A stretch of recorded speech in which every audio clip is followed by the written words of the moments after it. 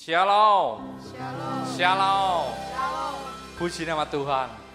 Selamat sore dan saya percaya pada hari ini dengan sukacita kita bisa beribadah dan bisa melayani semua karena anugerah dan kasih yang besar yang Tuhan berikan kepada kita. Biar kita pergunakan dengan baik, memuji, membesarkan Dia, bahkan kita menyembah Dia. Biar semua Roh Kudus bekerja atas kehidupan kita semua. Puji nama Tuhan dan saya mengundang jemaat yang di rumah. Mari kita bangkit berdiri, kita akan pujikan pujian Seperti Rusa, Rindu Sungai.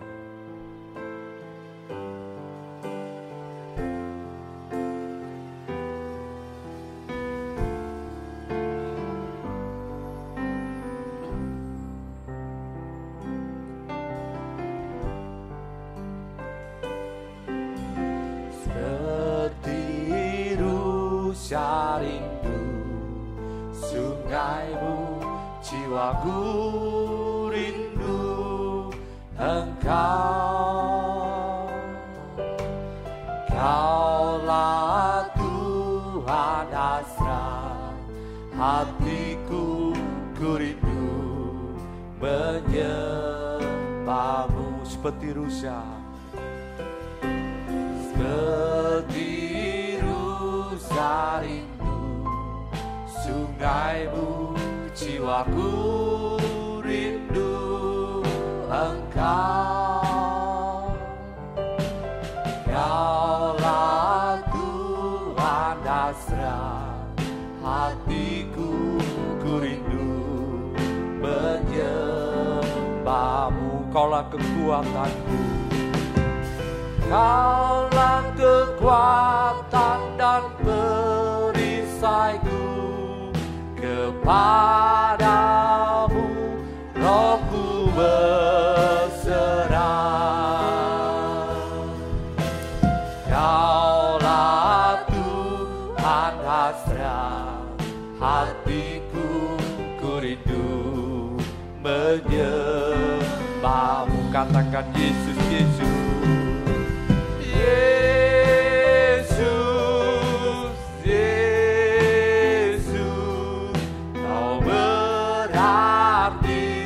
Bagiku,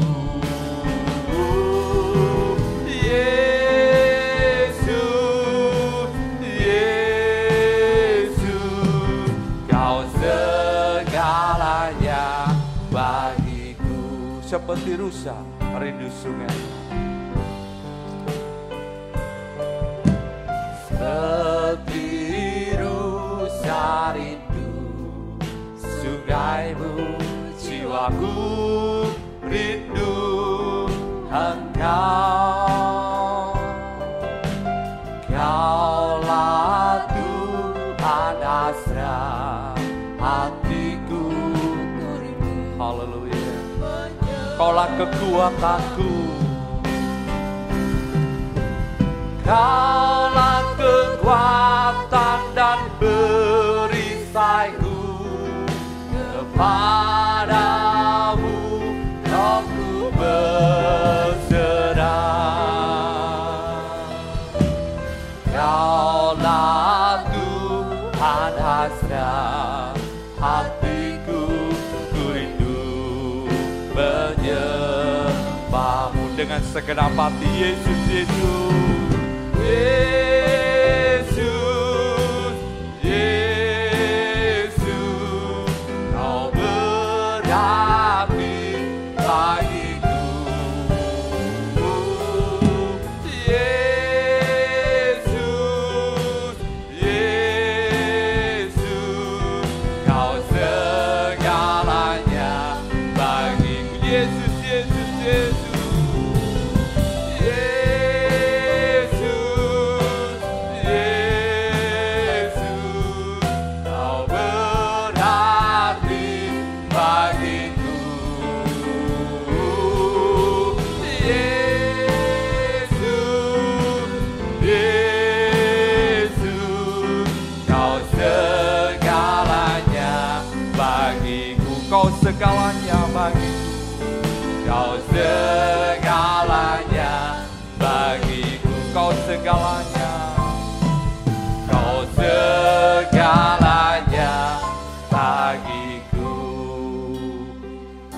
pernyataan kami pada sore hari ini Tuhan, bahwa Engkaulah segalanya bagi kami Tuhan. Engkaulah pengharapan kami, Engkaulah perisai kami, bahkan Engkau pelindungan dalam kehidupan kami.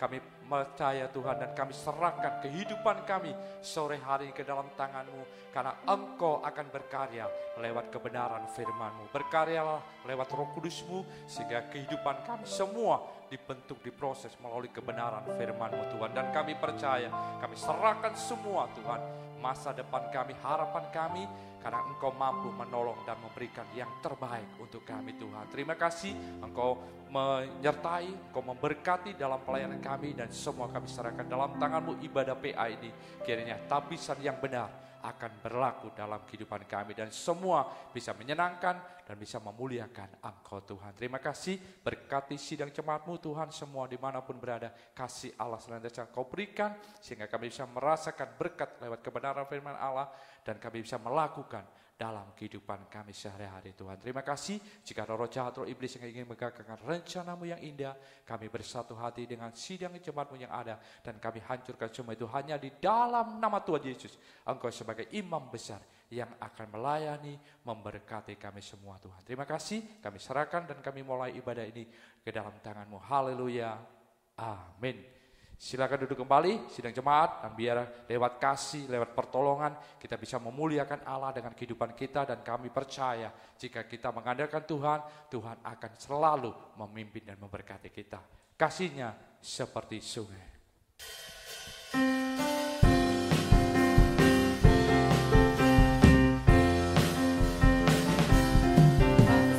Kasih-Nya seperti sungai, kasih-Nya seperti sungai, kasih-Nya seperti sungai di hatiku. Mengalir di waktu hujan, mengalir di waktu panas, kasih-Nya seperti sungai di hatiku. Damainya seperti sungai, damainya seperti sungai, damainya seperti sungai, damainya seperti sungai di hatiku. Haleluya, mengalir di waktu hujan, mengalir di waktu panas, damainya seperti sungai di hatiku. Berkat-Nya seperti sungai, berkat-Nya seperti sungai, berkat-Nya seperti sungai, berkat-Nya seperti sungai di hatiku. Mengalir di waktu hujan, mengalir di waktu panas, berkat-Nya seperti sungai.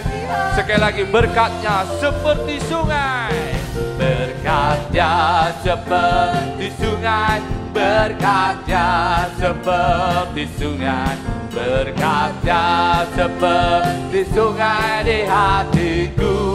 Haleluya, mengalir di waktu hujan, mengalir di waktu panas, berkat-Nya seperti sungai di hatiku. Berkat-Nya, berkat-Nya seperti sungai di hatiku. Sekali lagi, berkat-Nya, berkat-Nya seperti sungai di hatiku.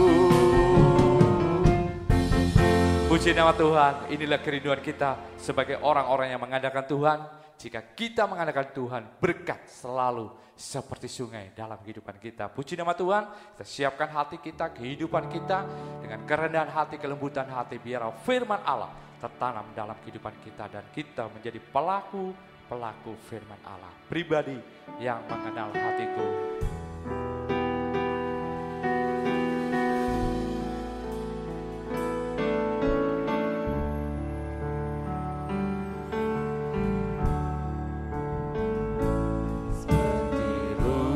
Sayang haus, rindu aliran sungai-Mu.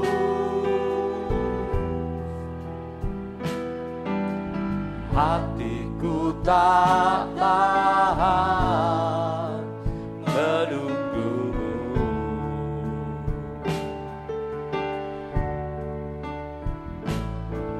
Bagai padang gersang menanti datangnya hujan, begitupun jiwaku Tuhan. Hanya Engkau, hanya Engkau, pribadi yang menggenang hatiku. Tiada yang tersembunyi bagimu. Suruh isi hatiku, Kau tahu, dan bawaku ku lebih dekat lagi padamu, hingga dalam indahnya dekapan kasih-Mu. Kita pujikan dari atas sekali lagi dengan lebih sungguh-sungguh lagi.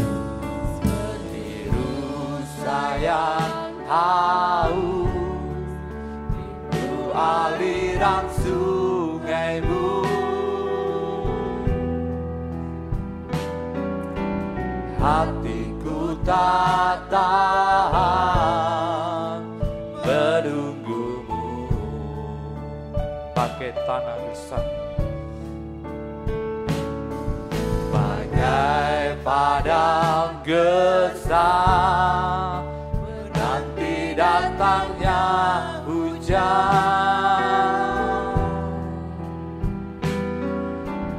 begitupun jiwaku Tuhan. Katakan hanya Engkau Yesus, hanya Engkau, pribadi yang menggenang hatiku. Tiada yang tersembunyi bagiku. Suruh isi hatiku, Kau tahu, dan bawaku Tuh lebih dekat lagi padamu, hingga dalam indahnya dekapan kasih-Mu. Hanya Engkau. Saya mengundang jemaat yang di rumah maghrib bangkit berdiri. Kita serahkan kehidupan kita ke dalam tangan-Nya.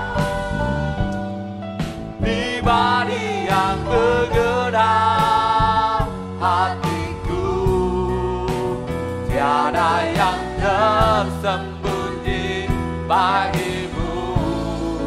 Suruh isi hatiku, Kau tahu, dan bawaku tuh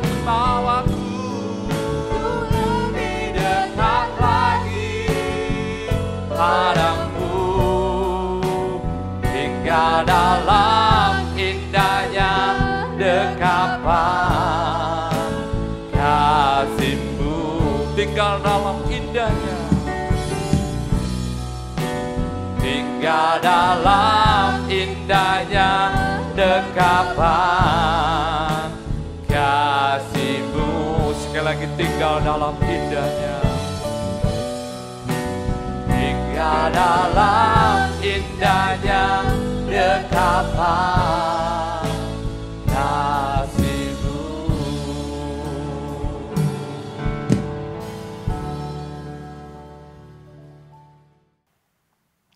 Terima kasih Tuhan.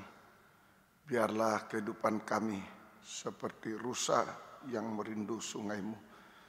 Kehidupan yang selalu merindu akan firman pengajaran yang benar, yang bisa memuaskan kehidupan kami yang bisa menghiburkan, menguatkan kehidupan kami, dan juga bisa menyucikan, mengubahkan hidup kami sampai sempurna seperti Tuhan. Nyatakanlah firman-Mu selalu di tengah kami sekalian, dan urapi kami dengan kuat kuasa Roh-Mu yang suci, mulai dari hamba mampu menyampaikan firman dengan jelas, dengan benar dan murni, sesuai kehendak-Mu dengan kasih sayang-Mu. Biarlah firman-Mu sungguh-sungguh jawaban atas hidup kami. Dan urapi pula kami semua, Tuhan, di jemaat di Mojokerto dengan urapan yang sama, mampu mendengar, mengerti, percaya yakin akan firman, bahkan mampu mempraktekkan firman-Mu dalam setiap kehidupan kami. Sehingga sungguh nyata saat ini firman dan perjamuan suci adalah jamahan tangan Tuhan atas hidup kami. Mujizat pasti terjadi, pembaruan hidup, pertolongan ajaib sampai kesempurnaan. Tuhan tidak pernah tinggalkan kami semua. Terima kasih Tuhan. Segala kuasa iblis setan masih coba mengganggu, merintangi lewat roh ngantuk, roh najis, keras hati, main-main. Kami usir semua dalam nama Yesus, pergi. Darah Yesus yang berkuasa. Tuhan tolong kami, Tuhan berkemurahan bagi kami semua. Dalam nama Tuhan Yesus Kristus kami sudah berdoa. Haleluya. Amin. Silakan duduk kembali. Puji Tuhan. Salam sejahtera dalam kasih sayangnya Tuhan kita Yesus Kristus. Selamat mendengarkan firman Tuhan. Biarlah kasih Tuhan, bahagia Tuhan dilimpahkan di tengah kita sekalian. Kitab Wahyu pasal 17 ayat 11 sampai 14. Ini rahasia yang kedua. Ada dua rahasia di padang gurun. Rahasia ayat 3 itu rahasia perempuan yang duduk, rahasia perempuan, dan rahasia binatang. Yang kedua rahasia binatang. Kita baca. Dan binatang yang pernah ada dan yang sekarang tidak ada itu, ia sendiri adalah raja ke-8. Dan namun demikian satu dari antara ketujuh itu, dan ia menuju kepada kebinasaan. Dan ke-10 tanduk yang telah kau lihat itu 10 raja yang belum mulai memerintah, tapi 1 jam lamanya mereka akan menerima kuasa seperti raja bersama-sama dengan binatang itu. Mereka sekata kekuatan dan kekuasaan mereka berikan kepada binatang itu. Mereka akan berperang melawan anak domba, tapi anak domba akan mengalahkan mereka karena ia adalah Tuan di atas segala tuan dan raja di atas segala raja. Mereka bersama-sama dengan dia juga akan menang, yaitu mereka yang terpanggil dan yang telah dipilih dan yang setia. Jadi ini tentang binatang buas, rahasia binatang buas. 7 kepala adalah 7 raja. 7 kepala adalah 7 raja. 5 indera, 1 hati yang bodoh, 1 pikiran terkutuk. 7 raja, 7 kepala itu 7 raja. 5 indera, 1 hati yang bodoh, 1 pikiran terkutuk. 1 pikiran terkutuk. Itu ayat 9 ya. 7 kepala, 7 raja itu ya. 7 raja yang 7 kepala ialah 7 gunung yang duduk di atasnya, di atas yang duduk, yang di atasnya perempuan itu duduk, ayat 10 ya. Ketujuhnya adalah ketujuh raja. 5 diantaranya sudah jatuh, yang 1 ada, yang lain belum datang, dan jika ia datang ia akan tinggal seketika saja. Jadi itu 7 kepala, 7 raja. 5 indera, 1 hati yang bodoh, dan 1 pikiran terkutuk. 10 tanduk adalah 10 raja. 10 tanduk adalah 10 raja. Kemudian kurang 1, raja ke-8 itu 1 raja, itu raja yang ke-8 itu dirinya 1 raja, itu raja ke-8 ya. Di ayat yang ke-11, dan binatang yang pernah ada dan yang sekarang tidak ada itu. Ia sendiri adalah raja ke-8. Namun demikian satu dari ke-7 itu dan ia menuju kepada kebinasaan. Ya. Jadi saya ulangi, 7 kepala, 7 raja, 5 indera, 1 hati bodoh, 1 pikiran terkutuk. 10 tanduk, 10 raja. Kemudian 1 itu raja ke-8. Jadi kalau di jumlah 7 tambah 10 tambah 1, 18 raja. Itu menunjuk antikris dengan cap 666. Antikris dengan cap 666. Ayat 13. Ayat 13 kita baca lagi. Mereka seia sekata, kekuatan dan kekuasaan mereka berikan kepada binatang itu. Seia sekata. Jadi ini persekutuan negara-negara. Persekutuan negara-negara dalam keuangan. Persekutuan negara-negara dalam keuangan. Ya itu. Persekutuan dalam ekonomi dunia. Pasar bersama dalam satu tangan. Yaitu antikris. Pasar bersama dalam satu tangan, antikris. Kemudian 14, mereka akan berperang melawan anak domba. Nah itu, jadi tujuannya, jadi persekutuan negara-negara dalam keuangan itu, dalam keuangan ekonomi, ya ekonomi dunia, pasar bersama dan lain-lain. Tujuannya untuk berperang melawan anak domba, untuk berperang melawan anak domba, raja segala raja, ya raja segala raja dengan pasukannya yaitu mereka yang dipanggil, dipilih dan yang setia sehingga selalu menang atas binatang itu. Nah, ini ya, jadi inilah rahasia tentang binatang buas. Itulah antikris ya, 7 raja ditambah 10 ditambah 1 raja ke-8, 18 raja. Antikris dengan cap 666 mengadakan persekutuan dalam keuangan, dalam ekonomi, pasar bebas, pasar bersama dalam satu tangan. Itulah antikris. Tujuannya untuk berperang melawan anak domba, raja segala raja. Ya, untuk mengalahkan. Tetapi anak domba, raja segala raja dengan pasukannya, yaitu orang yang dipanggil, dipilih, dan yang setia, selalu menang atas binatang itu. Selalu menang atas binatang itu. Nah, oleh sebab itu, biarlah kita juga sebagai hamba Tuhan, pelayan Tuhan, kita harus juga dipanggil, dipilih, setia, sehingga kita juga menang atas binatang. Menang atas antikris dengan segala antek-anteknya. Kita menang selalu. Ya, kita pelajari dipanggil. Dipanggil artinya manusia berdosa diselamatkan. Ya, diselamatkan. Ya, itu dipanggil manusia berdosa diselamatkan, dibenarkan lewat korban Kristus di kayu salib. Lewat korban Kristus di kayu salib. Nah, itu istilah dipanggil artinya. Manusia berdosa diselamatkan, dibenarkan lewat korban Kristus di kayu salib. Ya. Menerima panggilan Tuhan artinya. Menerima panggilan Tuhan artinya. Pertama, iman.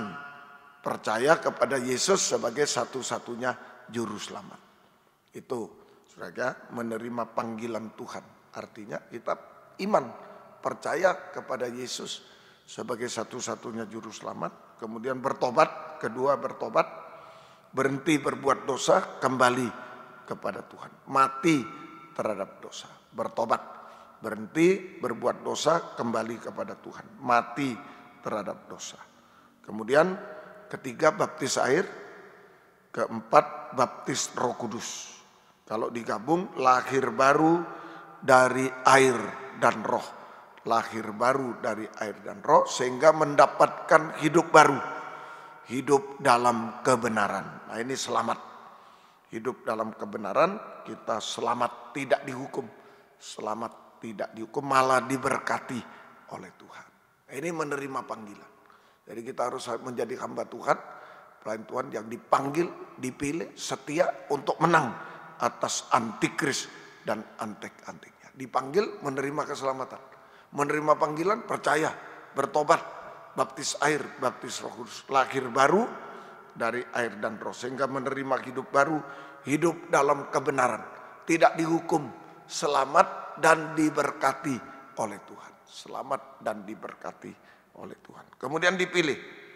Dipilih artinya digembalakan untuk disucikan. Dipilih artinya digembalakan untuk disucikan. Digembalakan untuk disucikan. Nah, itu disucikan dari dosa-dosa sampai puncak dosa. Digembalakan, dipilih artinya digembalakan untuk disucikan dari segala dosa sampai puncak dosa. Dosa makan minum, dosa kawin mengawinkan. Sehingga kita hidup dalam kesucian. Hidup dalam kesucian. Ya. Nah, Efesus 4, 11, 12. Kalau hidup suci diperlengkapi dengan jabatan pelayanan karunia Roh Kudus. Dan ialah Efesus 4, 11, 12. Dan ialah yang memberikan baik rasul-rasul maupun nabi-nabi, baik pemberita Injil maupun gembala dan pengajar. 5 jabatan pokok, jika dijabarkan bisa jabatan yang lain. Sangkur, grup kur kaum muda, tim doa, penerima tamu dan lain sebagainya. Untuk memperlengkapi orang suci, orang yang digembalakan, disucikan. Bagi pekerjaan pelayanan, bagi pembangunan tubuh Kristus. Jadi kalau kita digembalakan, disucikan, hidup dalam kesucian, maka kita diperlengkapi dengan karunia Roh Kudus dan jabatan pelayanan. Kita diperlengkapi dengan jabatan pelayanan karunia Roh Kudus, sama dengan diangkat menjadi imam-imam dan raja-raja. Diangkat menjadi imam dan raja untuk dipakai dalam pelayanan pembangunan tubuh Kristus yang sempurna. Nah, ini Tuhan tolong kita semua. Jadi itu dipilih. Nah, jadi kalau digabung, dipanggil, dipilih. Jadi kehidupan yang dipanggil dan dipilih. Jadi kehidupan yang dipanggil dan dipilih Tuhan adalah imam-imam dan raja-raja.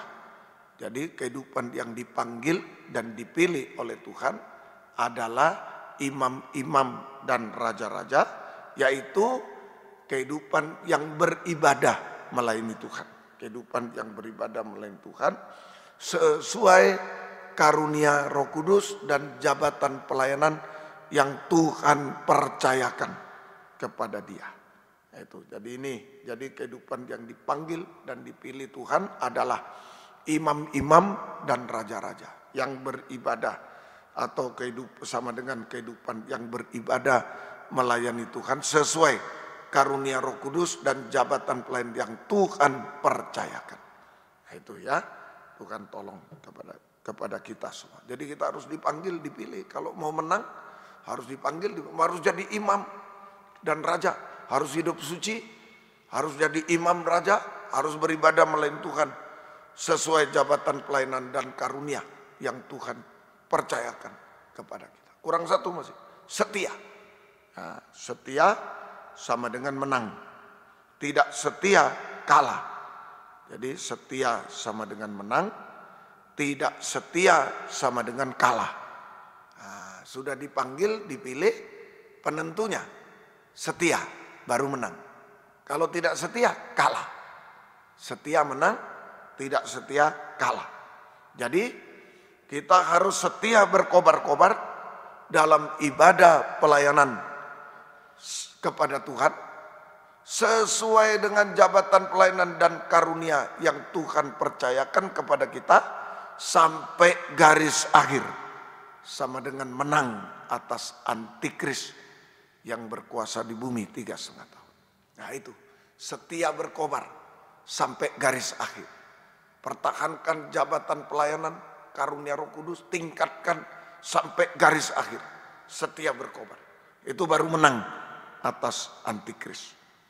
Ya, Tuhan tolong kita semua. 2 Korintus 11 ayat 2 sampai 4. Inilah rahasia binatang, itulah menunjuk antikris, mau berperang melawan Tuhan dan pasukannya. Nah, kita harus jadi pasukan Tuhan, yaitu orang yang dipanggil, dipilih, setia. Imam dan raja yang setia, itu menang. Ya, setia dalam hal apa?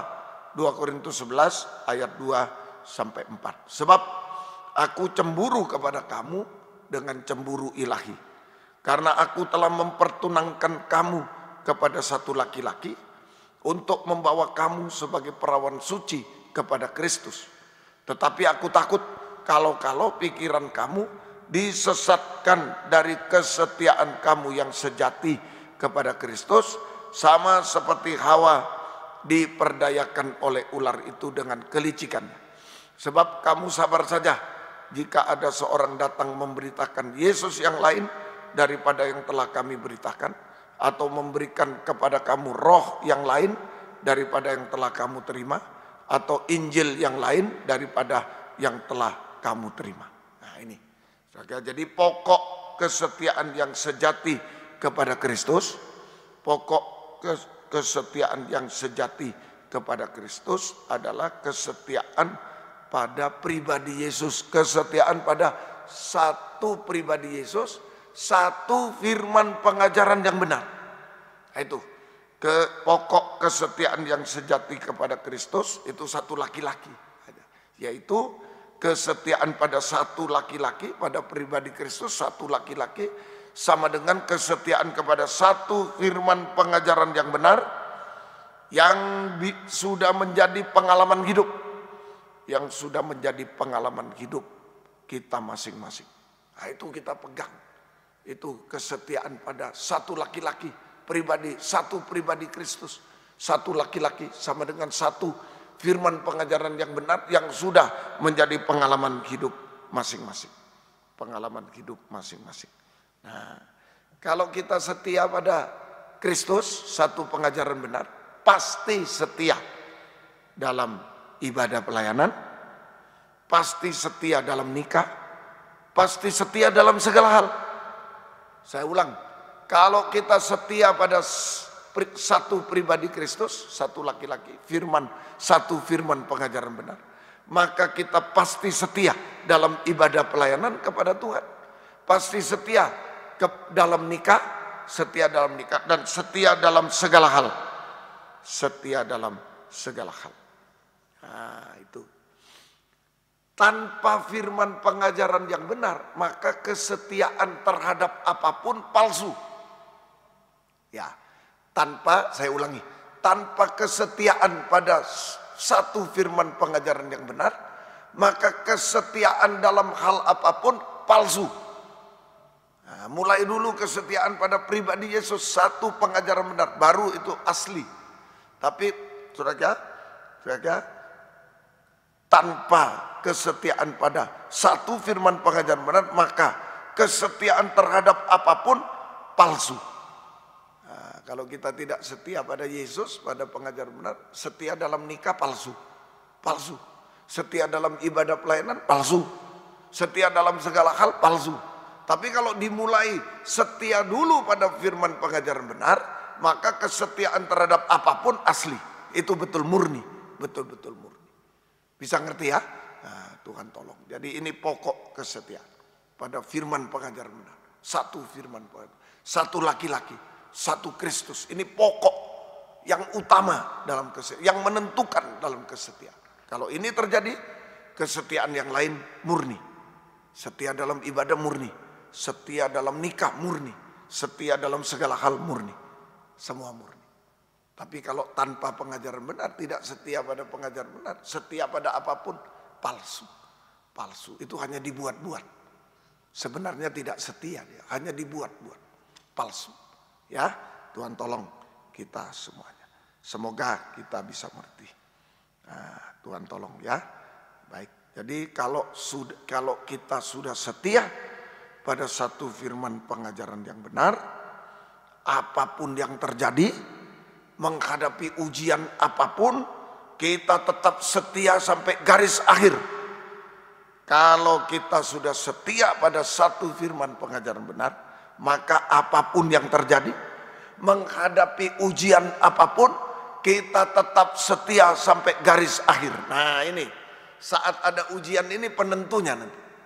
Nah, sekarang belum bisa menentukan ini kesetiaan murni atau kesetiaan palsu.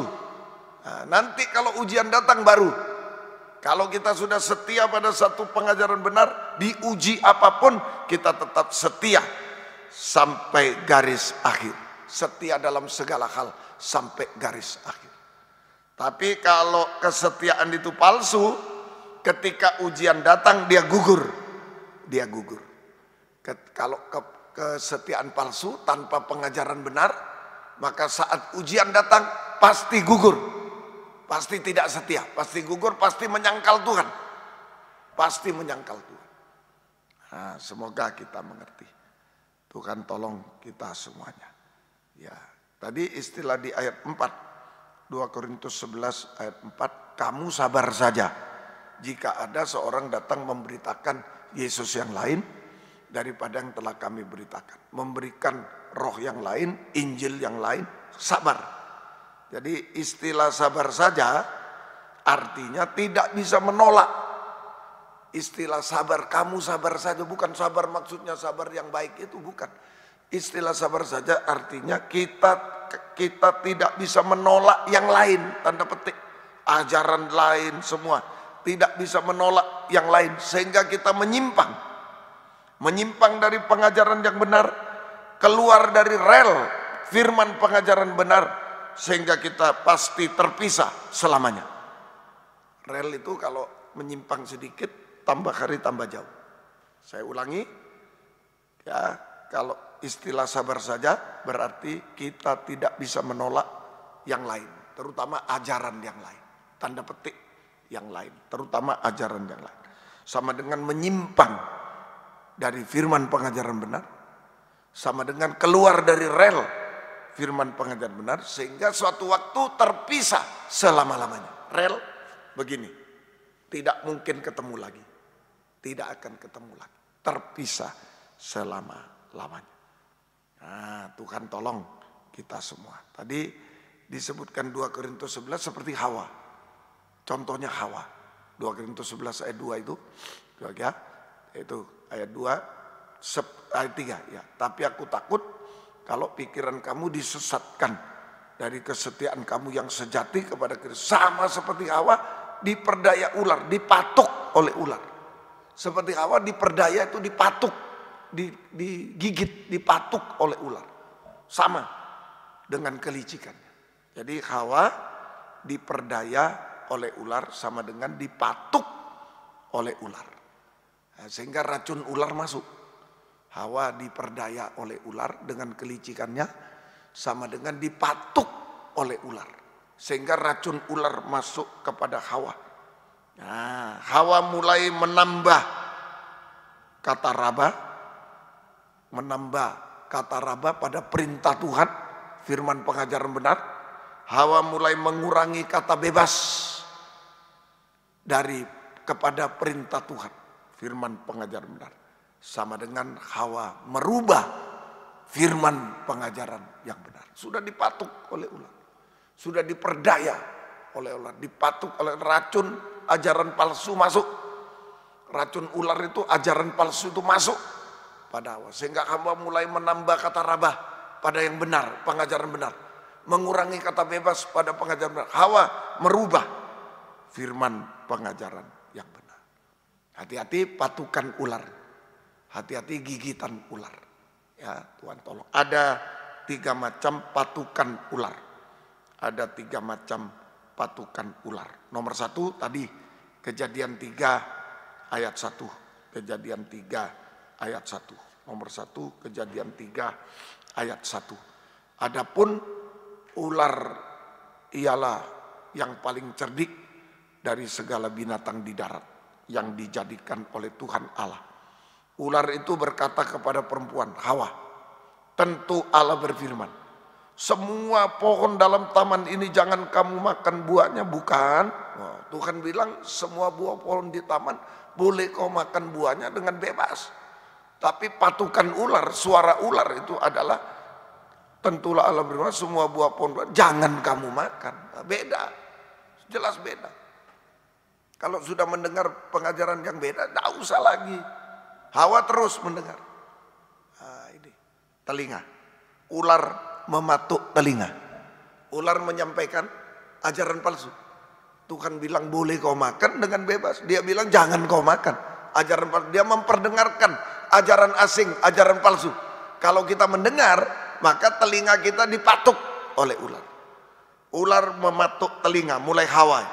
Ular mematuk telinga. Mulai Hawa sampai sekarang imam-imam, hamba Tuhan, pelayan Tuhan.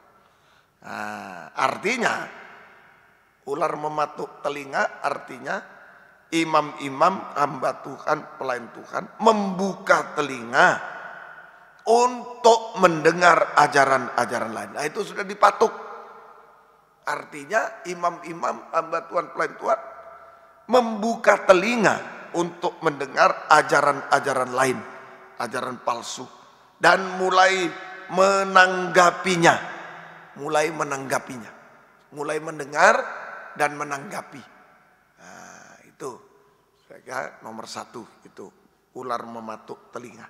Hati-hati, kalau kita sudah dengar firman, oh bagus ya, oh ini ya, salah tapi kita tanggapi, oh bagus ya, ini ya. Nah, itu menanggapi. Hati-hati. Itu ya, tandanya. Nah, tadi ya, tandanya yang pertama bukan, nah itu tentulah Allah berfirman semua pohon dalam taman ini jangan kamu makan buahnya, bukan, tanda tanya, bimbang, hati menjadi bimbang, timbul berbagai pertanyaan terhadap firman pengajaran benar. Nah, hati mulai bimbang sehingga timbul banyak pertanyaan terhadap firman pengajaran yang benar. Nah, itu aku ya. Jadi timbul banyak pertanyaan kepada firman pengajaran benar. Kok bisa begitu ya? Apa artinya ini ya? Bagaimana ini? Nah, itu banyak pertanyaan. Itu hati bimbang. Ya. Jadi menerima pengajaran benar bukan untuk dipertanyakan, diimani, untuk dipercaya. Itu kalau kita baca Alkitab untuk dipercaya bukan dipertanyakan, dipercaya, bukan didiskusikan, bukan dipercaya. Itu saja.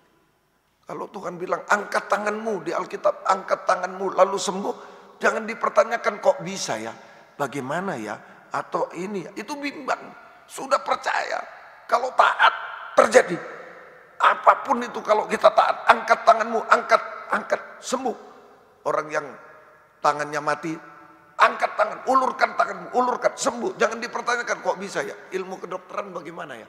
Ini ya, bukan. Itu namanya dipatok ular. Lama-lama tidak percaya pada firman. Diterima. Dengan iman. Saya percaya. Kalau saya taat, semua terjadi. Kalau kita dipatuk ular mulai bertanya, kok bisa? Bagaimana? Ya, apa hubungannya? Nah itu, jangan sampai ya timbul pertanyaan. Akibatnya, setelah bertanya-tanya, akibatnya Hawa menambah, mengurangi. Ya, Hawa menambah kata rabah terhadap perintah Tuhan, firman pengajaran benar. Artinya, pemberitaan firman ditambah dengan ilustrasi yang tidak sesuai firman itu. Ya, ditambah dengan ilustrasi yang tidak sesuai firman, ditambah lawakan dan lain sebagainya. Ditambah cerita-cerita, dongeng-dongeng, cerita-cerita dan lain-lain. Ya, itu supaya meraba emosi sidang jemaat. Sehingga jemaat tertarik pada firman. Tetapi hatinya tidak pernah diraba. Hidupnya, hatinya tidak pernah dijamah oleh Tuhan. Tidak pernah jauh. Hanya emosinya tertarik pada firman. Tapi tidak. Hatinya, hidupnya, hatinya tidak pernah dijamah oleh firman. Oleh Tuhan. Sehingga tidak pernah berubah hidupnya. Cuma senang firman. Senang. Wah, lawak, wah ketawa-ketawa. Tapi tidak pernah berubah hidupnya. Tidak pernah berubah. Tetap manusia daging yang berdosa. Nah ini banyak terjadi. Makanya orang banyak senang tertarik dengar firman. Kalau lawak, wah lucu. Tapi hatinya tidak pernah dijam. Hanya emosinya. Tertarik, senang itu. Tapi hatinya tidak pernah dijam. Sehingga tidak pernah berubah. Tetap manusia daging yang berdosa. Nah itu. Saudara. Nah, kemudian Hawa mengurangi perintah Tuhan firman. Mengurangi kata bebas. Mengurangi kata bebas. Nah, itu tanpa kebebasan Roh Kudus. Pemberitaan firman diikat oleh waktu. Waktunya jangan lama-lama. Diikat, isinya tidak boleh keras-keras dan lain sebagainya. Sehingga sidang jemaat tetap terikat dalam dosa-dosa. Tetap terikat dalam dosa-dosa. Terikat waktu. Wah, mau beribadah, lihat waktu. Terikat oleh waktu untuk beribadah. Terikat oleh dosa-dosa sampai puncak dosa. Nah, itu saja. Tuhan tolong. Jadi Hawa menambah, mengurangi firman. Merubah firman pengajaran yang benar. Hawa merubah. Ini tidak setia kepada Kristus, kepada pengajaran. Merubah. Itu saja. Akibat pertama, dipatuk ular. Sudah tidak setia lagi. Merubah. Kedua, tidak taat pada firman pengajar benar, melawan Tuhan. Nah, dari merubah, akhirnya tidak taat, melawan Tuhan, tidak taat pada firman pengajar, melawan firman pengajaran benar, melawan Tuhan, makan buah yang dilarang oleh Tuhan, makan buah yang dilarang. Nah, saudara, sehingga telanjang berbuat dosa sampai puncak dosa, telanjang berbuat dosa sampai puncak dosa. Kemudian telanjang artinya dipermalukan oleh Tuhan. Tidak bisa dipermuliakan bersama Tuhan. Tidak bisa sempurna seperti Tuhan. Pada saat kedatangan Yesus kedua kali, dia ketinggalan untuk binasa selamanya. Ketinggalan untuk binasa selamanya. Ini tanda pertama. Ular sudah mematuk telinga. Imam-imam hamba Tuhan sudah membuka telinga untuk mendengar, menanggapi. Akhirnya dia akhirnya bimbang. Hatinya bimbang, mulai merubah firman, tidak taat sehingga telanjang.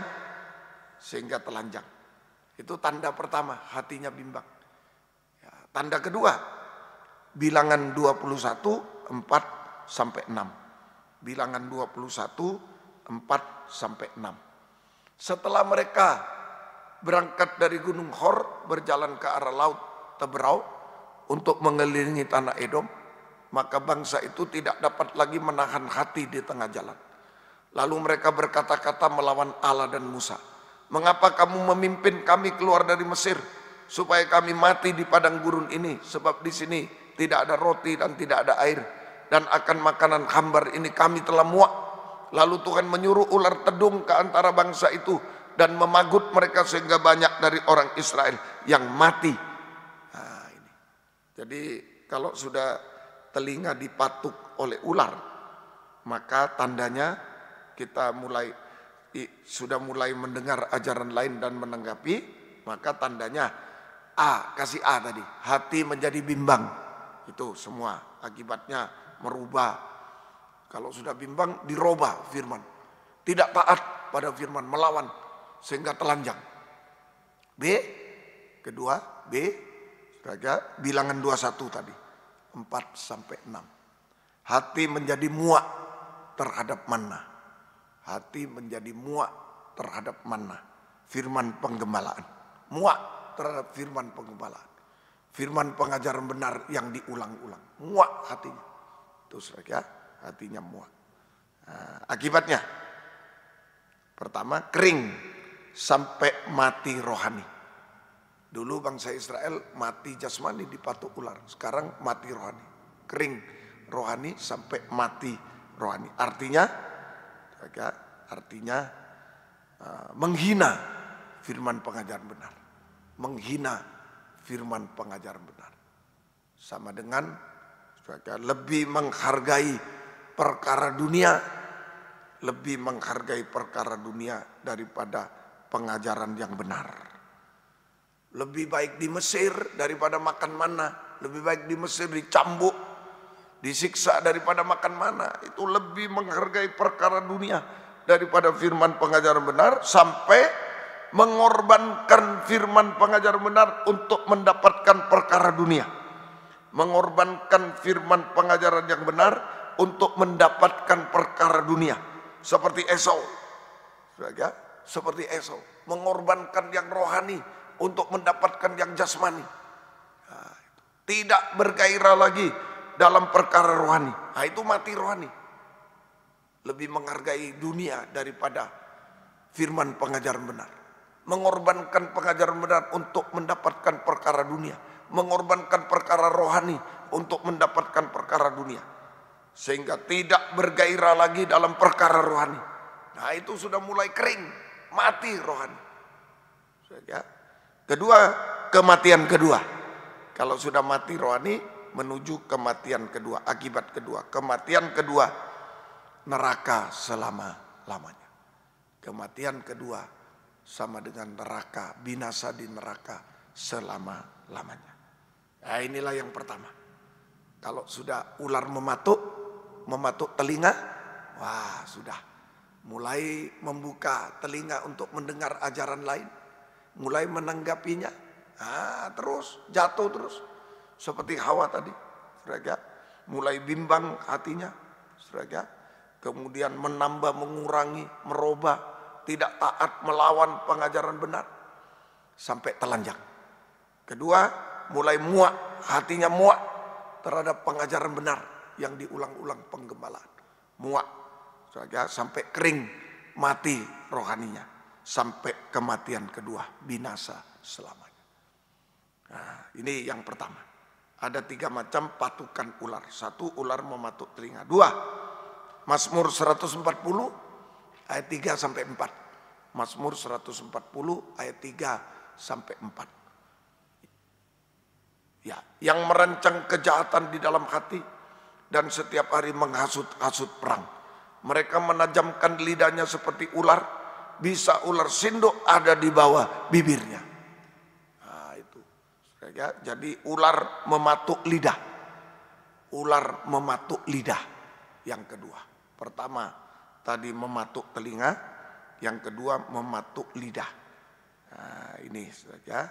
Sehingga kalau ular mematuk lidah, maka lidah kita mengandung ajaran palsu.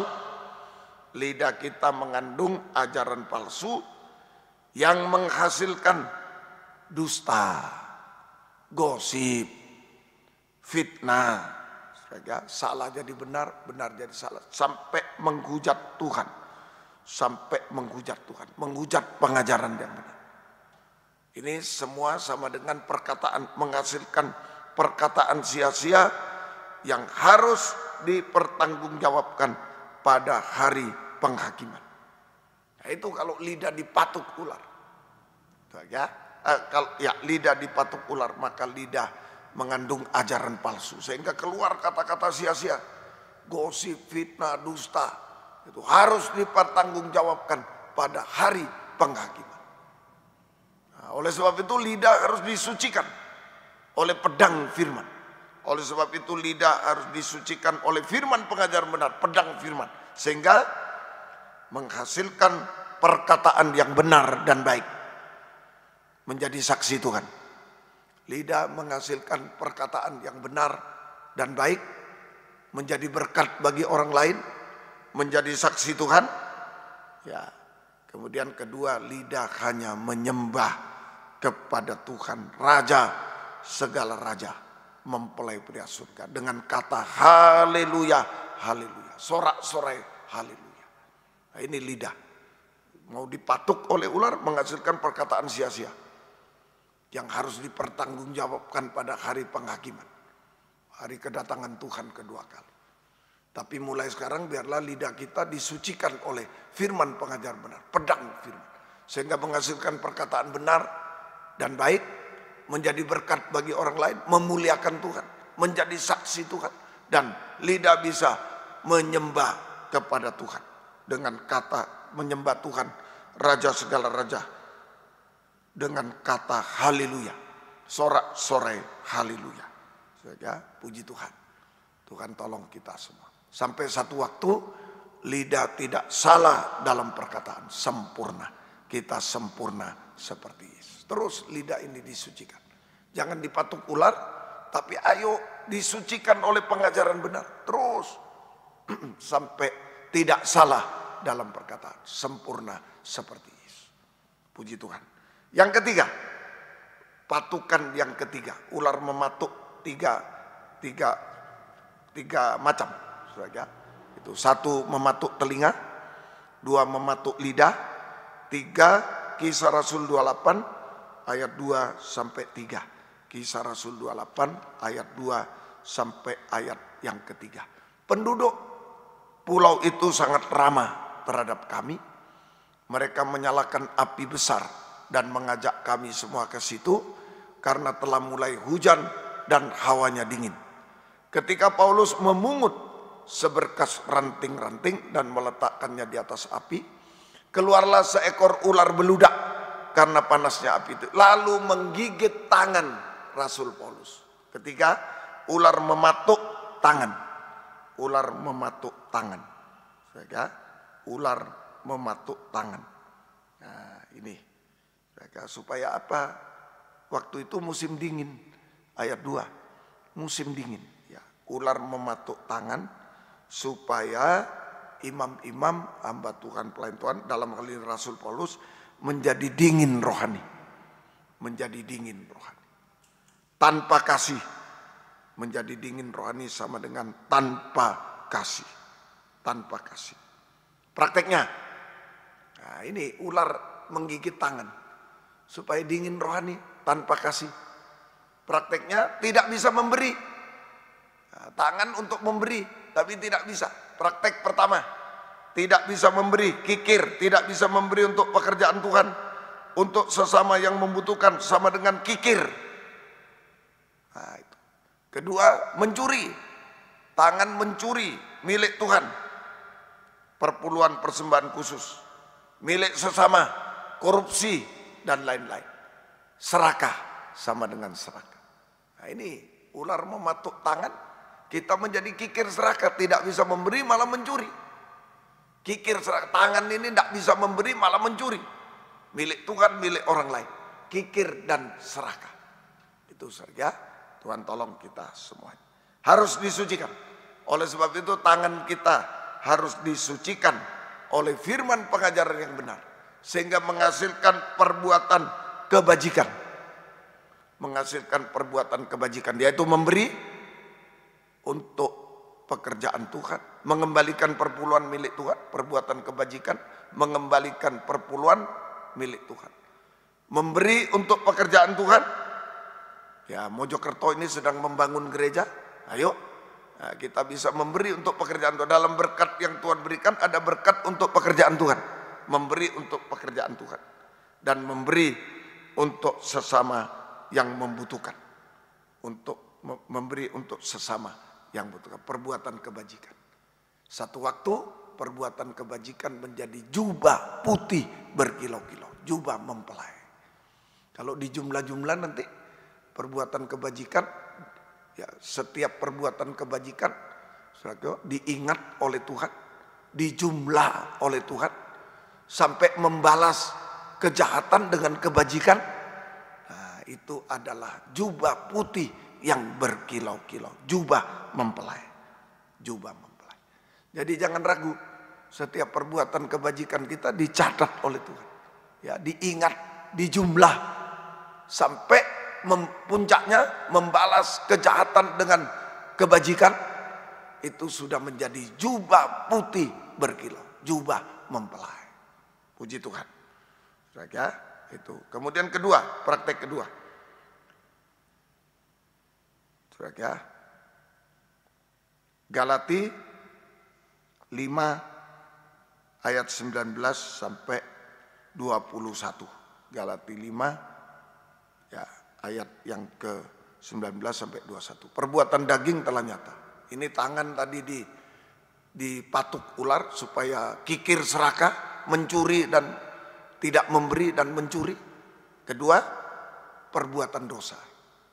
Perbuatan daging telah nyata, yaitu percabulan, kecemaran, hawa nafsu, penyembahan berhala, sihir, perseteruan, perselisihan, iri hati, amarah, kepentingan diri sendiri, percideraan roh pemecah, kedengkian, kemabuan, pesta pora, dan sebagainya.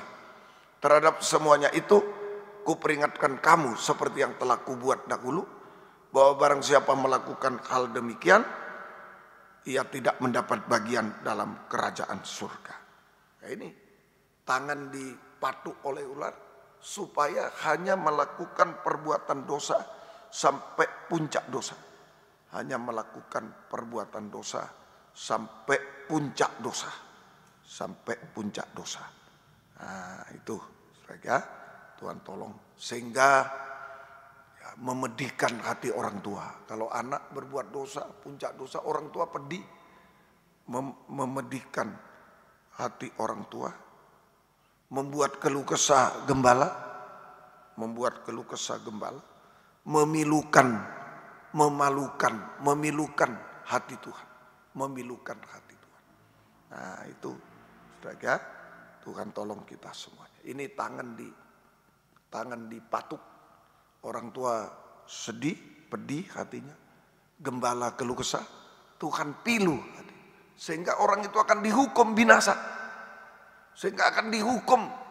Selamanya. Kalau tangan dipatuk oleh ular. Nah, bukan saja berbuat dosa sampai puncak dosa, tapi setuju. Hati-hati. Ya, kalau tangan dipatuk dengan ular, tangan dipatuk oleh ular, ajaran palsu, maka kita bukan hanya berbuat dosa sampai puncak dosa, tetapi sampai menyetujui, mendukung orang yang berbuat dosa sampai puncak dosa. Mendukung, menyetujui. Ada orang kawin cerai, wah setuju saya, setuju, kasihan dia, setuju. Dia tidak melakukan tapi setuju. Ah itu, menyetujui perbuatan dosa sampai puncak dosa, mendukung orang yang berbuat dosa, puncak dosa. Nah, Tuhan tolong kita semua. Itu pasti dibinasakan oleh Tuhan. Hati-hati. Itu pertama, saudara, tangan digigit. Kedua, ya, satu kikir serakah juga binasa, harus disucikan. Kedua, hanya melakukan perbuatan dosa sampai puncak dosa. Saudara, bahkan setuju. Oleh sebab itu, tangan kita harus disucikan oleh pedang firman, sehingga hanya melakukan perbuatan, saudara, hanya melakukan, saudara, perbuatan yang suci dan menolak dan tidak setuju dan menolak, saudara, menolak orang-orang yang berbuat dosa, menolak orang-orang yang berbuat dosa sampai puncak dosa. Itu hidup suci, saudara. Tuhan tolong. Ketiga, tangan. Supaya tidak setia, supaya tangan dipagut oleh ular, supaya tidak setia, sampai tinggalkan ibadah pelayanan kepada Tuhan. Supaya tidak setia, jadi tangan ini dipagut, tidak bisa gerak, tidak setia, sampai tinggalkan ibadah pelayanan kepada Tuhan, tinggalkan jabatan pelayanan karunia Roh Kudus, sehingga tidak bisa dipakai dalam pembangunan tubuh Kristus. Maka pasti dipakai pembangunan Babel, binasa. Dipakai dalam pembangunan Babel, binasa. Nah itu, saudara, Tuhan tolong kita semuanya.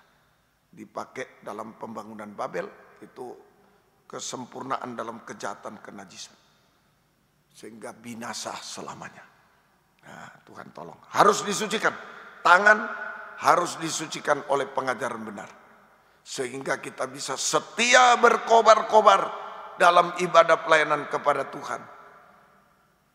Setia berkobar dalam ibadah pelayanan, dalam jabatan pelayanan kepada, sehingga dipakai dalam pembangunan tubuh Kristus. Harus disucikan.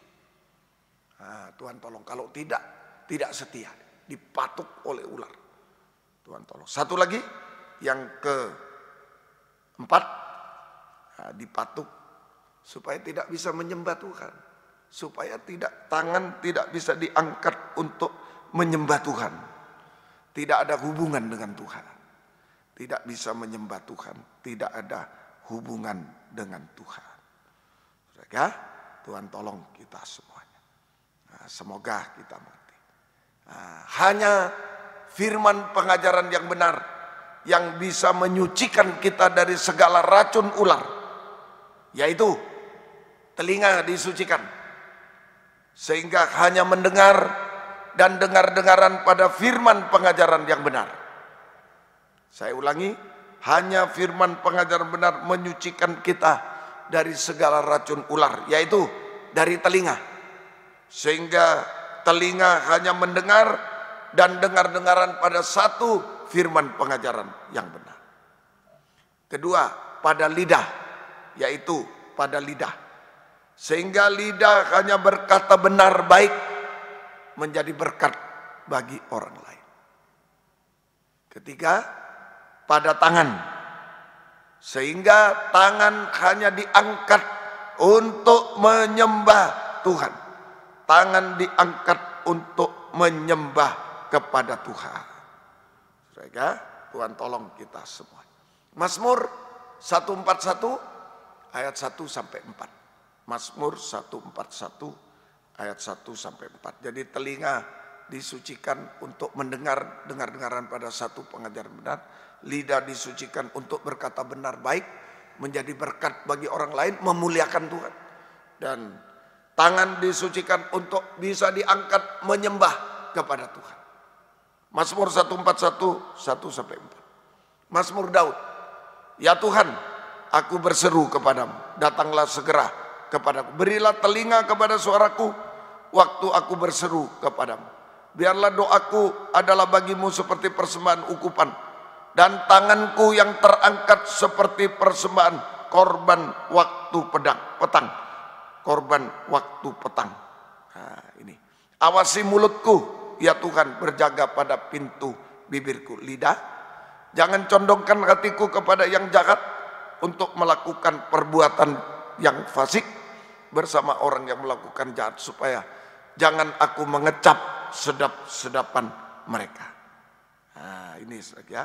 Jadi pada saat kita mengangkat tangan untuk menyembah Tuhan, pada saat kita mengangkat tangan untuk menyembah Tuhan, maka telinga kita, hati kita, mulut kita, tangan kita diisi oleh kasih Allah. Saya ulang, pada saat kita mengangkat tangan untuk menyembah Tuhan, maka telinga kita, hati kita, mulut kita, tangan kita diisi oleh kasih Allah. Diisi oleh kasih Allah. Saja artinya Tuhan mengulurkan tangan kasih-Nya kepada kita semua, sehingga kita hidup dalam tangan kasih Tuhan. Kita hidup dalam tangan kasih. Kita mengulurkan tangan, mengangkat tangan, Tuhan ulurkan tangan kasih-Nya. Artinya Tuhan mengulurkan tangan kasih-Nya kepada kita, sehingga kita hidup dalam tangan kasih Tuhan. Puji Tuhan. Jangan ragukan kasih Tuhan, ya. Kasih Tuhan tidak pernah berubah. Hasilnya, terakhir, hasilnya Sefanya 3 ayat 16 sampai 18. Sefanya 3 ayat 16 sampai ayat 18. Pada hari itu akan dikatakan kepada Yerusalem, janganlah takut hai Sion, jangan tanganmu menjadi lemah lesu. Tuhan Allahmu ada di antaramu sebagai pahlawan yang memberi kemenangan. Ia bergirang karena engkau dengan sukacita. Ia membaharui engkau dalam kasih-Nya. Ia membaharui engkau dalam kasih-Nya. Saudara, dengan ia bersorak-sorak karena engkau dengan sorak-sorai. Seperti pada hari pertemuan raya, aku akan mengangkat malapetaka daripadamu, sehingga oleh karenanya engkau tidak menanggung celah. 19, ya, engkau tidak menanggung celah. Baik, dan seterusnya. Itu ya. Jadi Sefanya 3 ayat 16 sampai ayat 18 ya.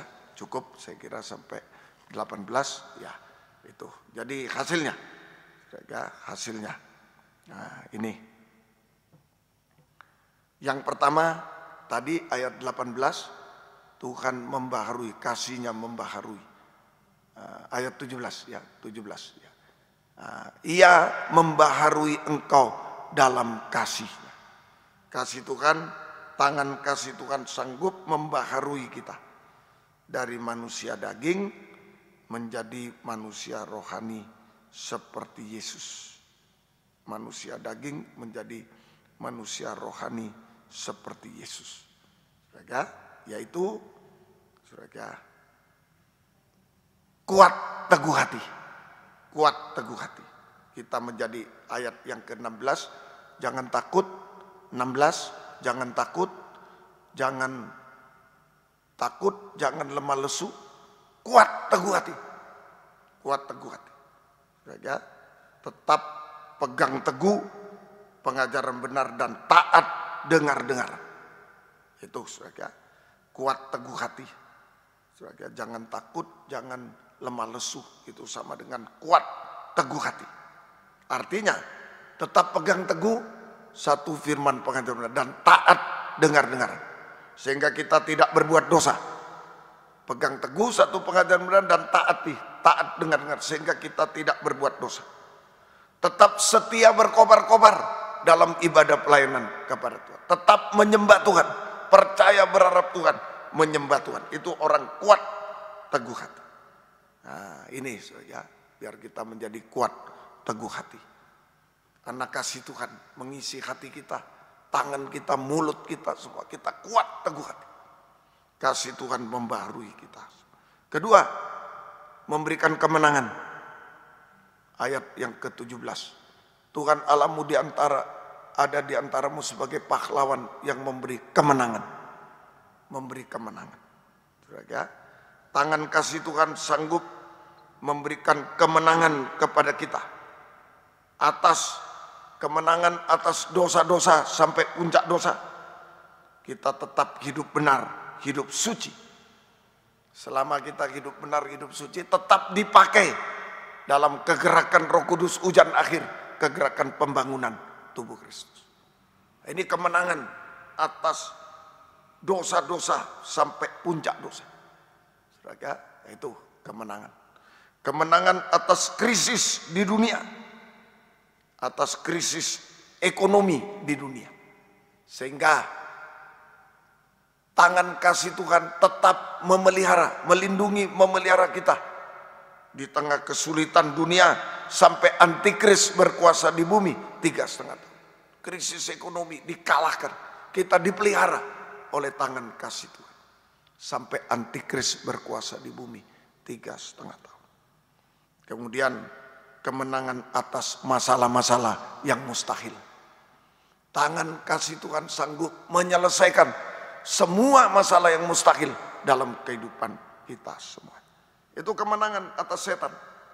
Saudara, sumbernya dosa, sumbernya krisis ekonomi, kelaparan, sumbernya masalah yang mustahil, sumber kegagalan satu lagi. Saudara, menang atas kegagalan, tangan kasih Tuhan memberikan masa depan berhasil indah pada waktunya. Nah, dan jika Yesus datang kedua kali, tangan kasih-Nya akan mengubahkan kita sempurna seperti Dia, tidak salah dalam perkataan. Kita terangkat di awan permai, sorak-sorai haleluya, masuk perjamuan kawin anak domba. Pintu Firdaus terbuka, kembali ke Firdaus 1000 tahun damai sampai Yerusalem baru kekal selama-lamanya. Ini rahasia antikris, binatang buas. Kita jangan sampai diterkam, jangan sampai binasa, tapi menang. Dipanggil, dipilih, setia, menang. Saudara, jangan sampai dipatuk ular, tapi kita disucikan selalu oleh pengajaran yang benar. Sampai bisa menyembah Tuhan. Tuhan ulurkan tangan kasih-Nya. kepada kita semua. Dan luar biasa, kita dibarui, kuat teguh hati, kita diberi kemenangan, dipelihara, diberi masa depan, diselesaikan masalah, dipelihara semuanya sampai masa depan berhasil indah. Dan kita disempurnakan oleh tangan kasih-Nya sampai tidak salah dalam perkataan. Sorak-sorai haleluya di awan permai, masuk perjamuan kawin anak domba, masuk Firdaus 1000 tahun damai, sampai Yerusalem baru kekal selamanya. Kita akan menerima perjamuan suci, uluran tangan kasih Tuhan atas hidup kita. Ayo kita mengaku, tanpa tangan kasih-Nya kita hancur, kita binasa, kita dipatuk ular, hancur binasa. Tapi di dalam tangan kasih-Nya betul-betul kita dibaharui, betul-betul kita menang, betul-betul sempurna seperti Dia. Puji Tuhan. Tuhanku pimpinlah, ku merasa lemah. Kita bangkit berdiri bersama-sama. Tuhanku pimpinlah, ku merasa lemah. Haleluya. Tunjukkan kelemahan, kekurangan kita semuanya. Mari. Haleluya.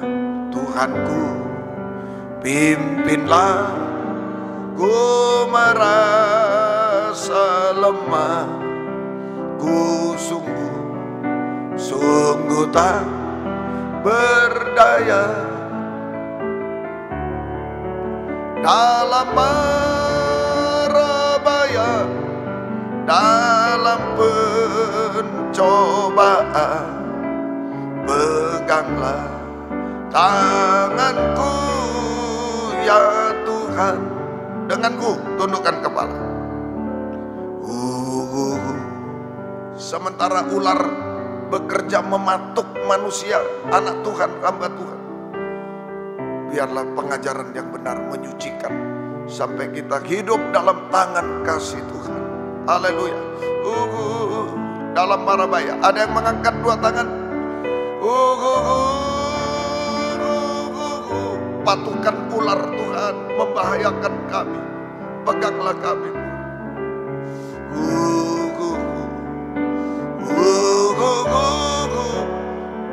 Sekali lagi, dalam mara bahaya. Haleluya.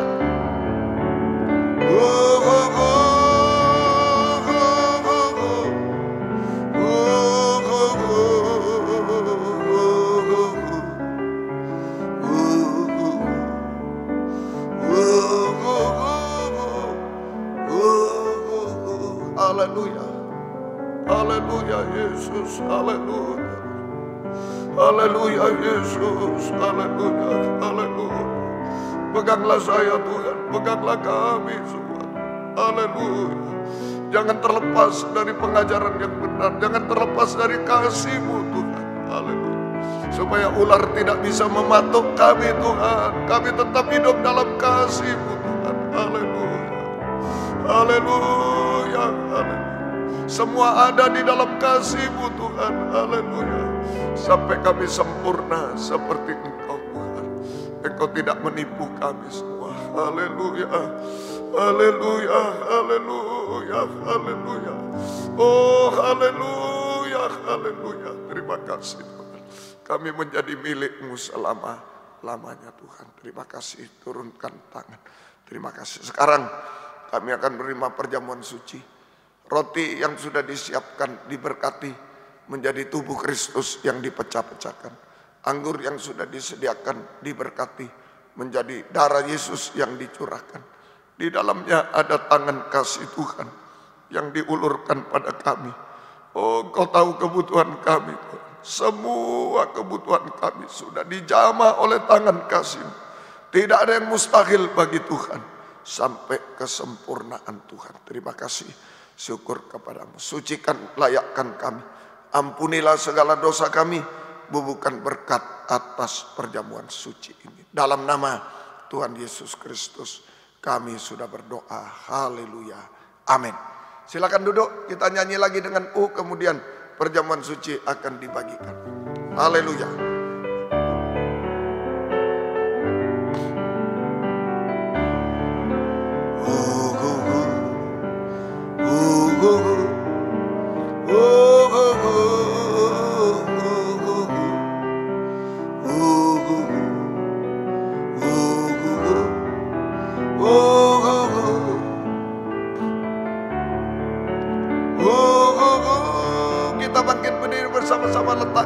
dada.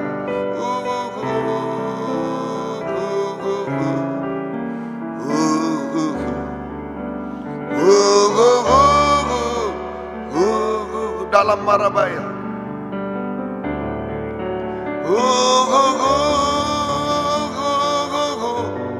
Angkat tubuhnya di tangan kanan.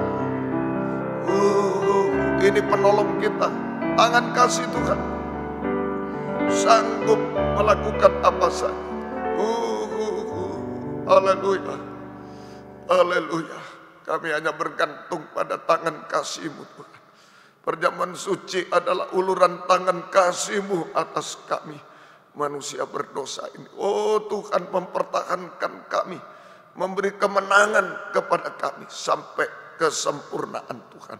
Terima kasih Tuhan. Dengarkan firman Tuhan. Sebab apa yang telah kuteruskan kepadamu telah aku terima dari Tuhan, yaitu bahwa Tuhan Yesus pada malam waktu ia diserahkan mengambil roti, dan sesudah itu ia mengucap syukur atasnya dan berkata, inilah tubuhku yang diserahkan bagi kamu. Perbuatlah ini menjadi peringatan akan aku. Ingat Yesus, kita makan bersama-sama dalam nama Tuhan Yesus Kristus.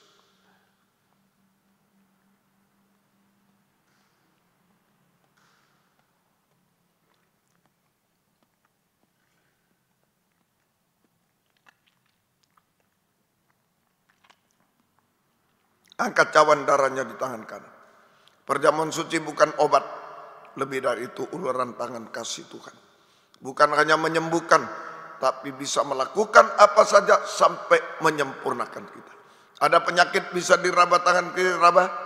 Jika tidak bisa letakkan di dada. Ada masalah, ada dosa, ada air mata, ada kesulitan, kemustahilan, kesedihan, apa saja yang tidak bisa kita lakukan lagi, letakkan tangan kiri di dada. Dengarkan firman, ada tangan kasihnya di tengah kita. Demikian juga ia mengambil cawan sesudah makan lalu berkata, cawan ini adalah perjanjian baru yang dimeteraikan oleh darahku. Perbuatan ini setiap kali kamu meminumnya menjadi peringatan akan aku. Ingat Yesus, kita minum bersama-sama dalam nama Tuhan Yesus Kristus. Haleluya. Bukan hanya sampai di dunia, tapi sampai di awan permai. Di mana keluarga kita saat itu? Adakah semua bersama kita? Doakan. Yang masih jauh dari Tuhan, doakan semuanya supaya semua ada di sana di awan permai. Sidang jemaat ada di awan permai bersama-sama Tuhan selamanya. Angkat dua tangan ke atas. Haleluya. Haleluya. Sebab setiap kali kamu makan roti ini dan minum cawan ini, kamu memberitakan kematian Tuhan sampai ia datang. Haleluya. Haleluya Yesus. Haleluya. Oh haleluya Yesus. Haleluya. Haleluya Yesus. Haleluya. Haleluya. Ya lawaka, ya lawaka. Haleluya.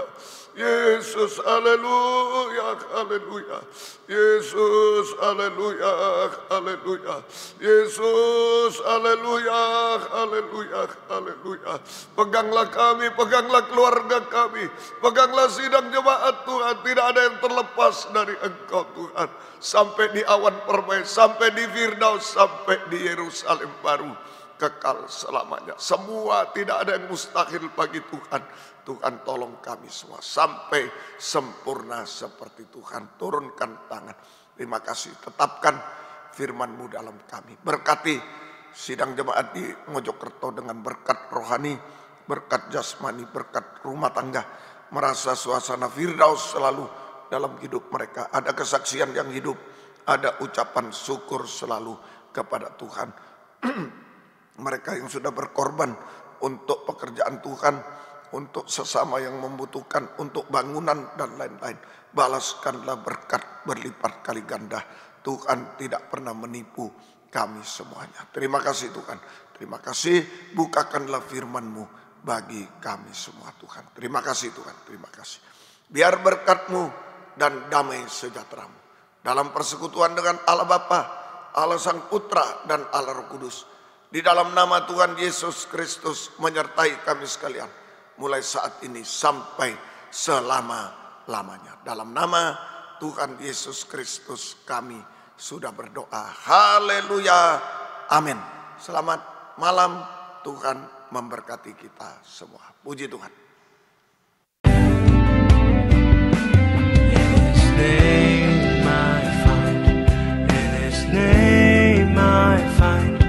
In His name I find the peace I seek. In His name I find. In His name I find. In His name.